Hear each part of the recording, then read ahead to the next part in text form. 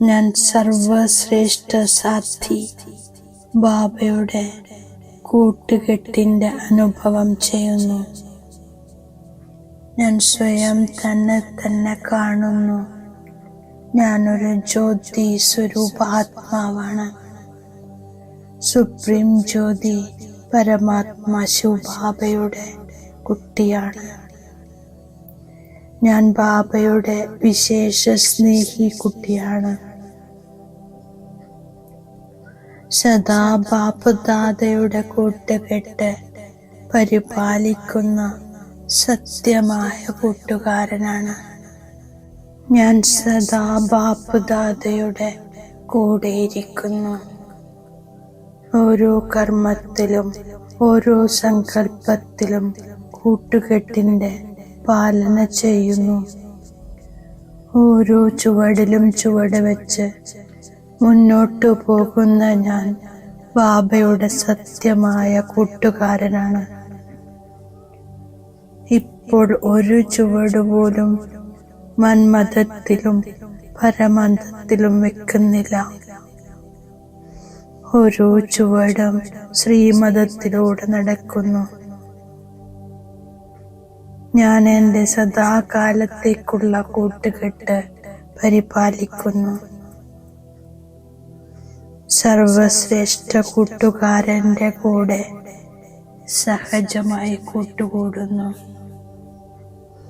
ഓരോ ചുവടും ചുവടിന് മേലെ വെച്ച് നടക്കുന്നു. ചിന്തിക്കേണ്ട ആവശ്യമില്ല. എവിടെയാണോ ബാബയുടെ ചുവടുള്ളത് അതാണ് ശ്രേഷ്ഠ വഴി. ഓരോ ചുവടിലും പദ്മപദം സമ്പാദ്യമുണ്ടാക്കുന്നത് സഹജമാകുന്നു. ഓൾമൈറ്റി ശിവബാബ സൃഷ്ടിയിൽ അവതരിച്ചിരിക്കുന്നു.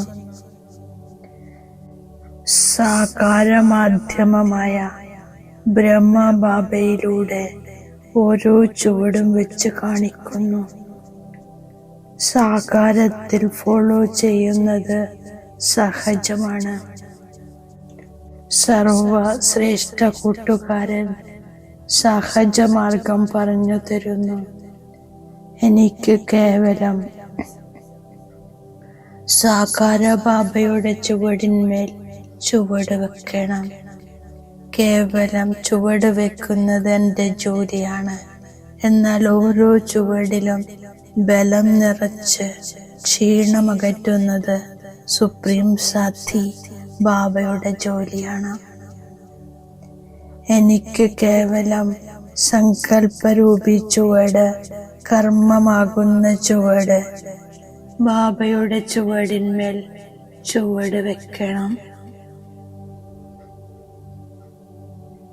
സുപ്രീം സാധ്വി എന്തു പറയുന്നുവോ അതുപോലെ ഞാൻ നടക്കുന്നു. സാകാര രൂപത്തിൽ ബ്രഹ്മബാബ എന്തു ചെയ്തു അതുപോലെ ചെയ്യണം. ഫോളോ ഫാദർ ചെയ്യണം. ഞാൻ സദാ ഓരോ ചുവടിലും ചുവട് വെച്ച് ഫോളോ ഫാദർ ചെയ്യുന്ന ശ്രേഷ്ഠാത്മാവാണ്. ഓരോ സങ്കല്പത്തിലും സുപ്രീം സാധ്വി ബാബയുടെ കൂട്ടുകെട്ട് അനുഭവം ചെയ്യുന്ന വിശേഷാത്മാവാണ്. ഭാഗ്യവാൻ ആത്മാവാണ്. സ്വയം ഭാഗ്യവിധാത എന്റേതായിരിക്കുന്നു, എൻ്റെ പിതാവായിരിക്കുന്നു. എങ്കിൽ കുട്ടിയായ എൻ്റെ ഭാഗ്യത്തിന് എന്ത് കുറവാണുണ്ടാവുക? ഞാൻ ഭാഗ്യത്തിൻ്റെ സമ്പത്തിന്റെ അധികാരിയാണ്. ഞാൻ സദാ ഫോളോ ഫാദർ ചെയ്ത് സർവശ്രേഷ്ഠ സാധ്വി ബാബയുടെ കൂടെയുള്ള അനുഭവം ചെയ്യുന്നു. ഞാൻ ശ്രേഷ്ഠ ഭാഗ്യവാൻ ആത്മാവാണ്. ബാപ്പ് ദാദ നിരഹങ്കാരിയും ദേഹി അഭിമാനിയുമാണ്. അവരെ ഫോളോ ചെയ്യുന്നതിൽ സദാ ഉന്നതി ഉണ്ടാകുന്നു. ഉയർന്ന പദവിക്കായി മനസ്സിൽ പോലും ആർക്കും ദുഃഖം കൊടുക്കരുത്. ഏതു പരിതസ്ഥിതിയിലും ക്രോധമുണ്ടാകരുത്. ബാബയുടേതായി ബാബയുടെ കാര്യത്തിൽ യജ്ഞത്തിൽ വിഘ്നരൂപമാകരുത്. ബാബയിൽ നിന്ന് ശ്രീമതത്തിലൂടെ സമ്പത്തെടുക്കുന്നു. 5 വികാരങ്ങളാകുന്ന രാവണൻ മനുഷ്യനെ പതിതമാക്കാൻ പ്രേരിപ്പിക്കുന്നു. അപ്പോൾ പതിത പാവനനെ വിളിക്കുന്നു. ശ്രീമതത്തിലൂടെ സ്വരാജ്യ പദവി പ്രാപ്തി ചെയ്യണം. ബാബ ഓർമ്മയുടെ യാത്ര പഠിപ്പിച്ചു. ഇതിൽ ദേഹാഭിമാനത്തിലിരിക്കില്ല.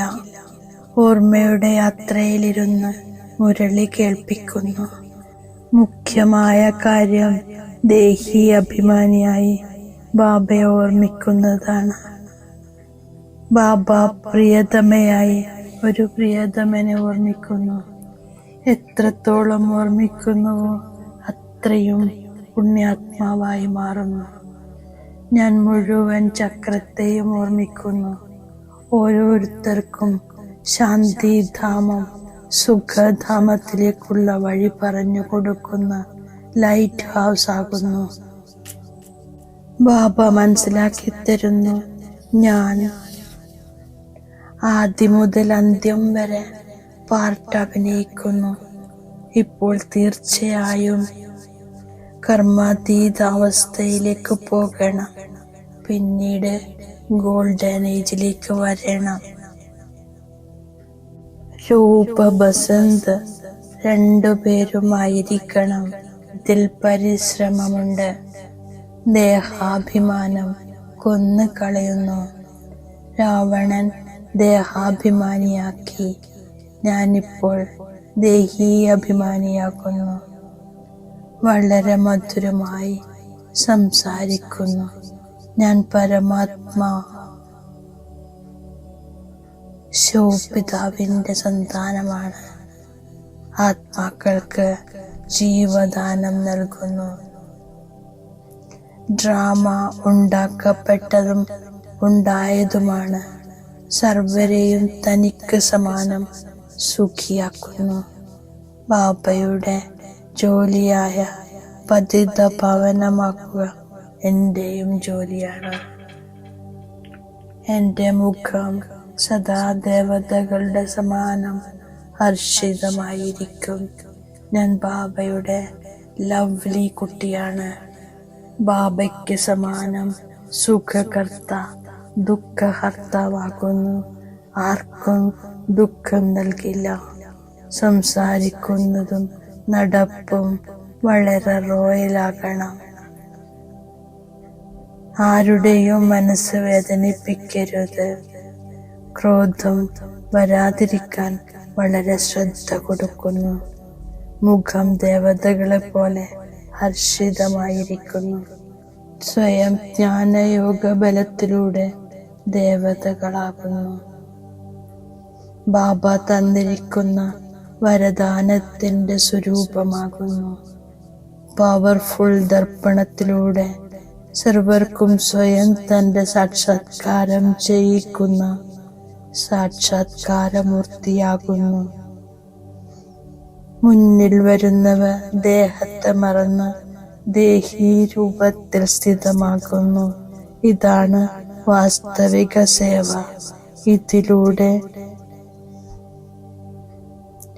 ജയാരവം മുഴങ്ങുന്നു.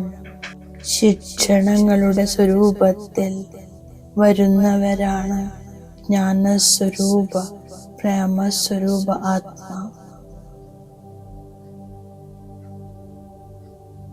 ബാബ സൂചന തന്നിരിക്കുന്നു.